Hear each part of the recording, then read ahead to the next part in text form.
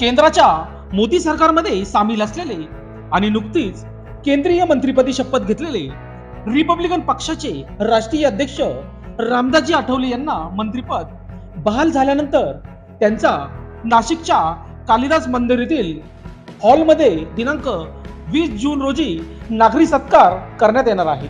तसेच यावेळी त्यांच्या उपस्थितीत असंख्य कार्यकर्ते पक्ष प्रवेश करणार आहेत। या कार्यक्रमाचे आयोजन रिपब्लिकन पार्टी ऑफ इंडियाचे उत्तर महाराष्ट्र अध्यक्ष प्रकाशजी लोंढे व तसेच पीएल ग्रुप संस्थापक अध्यक्ष भूषण लोंढे, माथाडी कामगार संघटनेचे दीपक लोंढे, माजी नगरसेविका दीक्षा लोंढे, महिला जिल्हाध्यक्ष मनाली जाधव यांच्या वतीने करण्यात येणार आहे।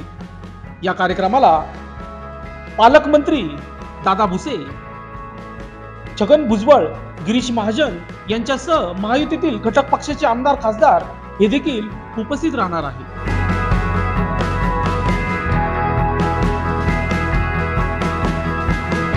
लोकशास्त्र न्यूज साठी बंटी आढाव, नाशिक।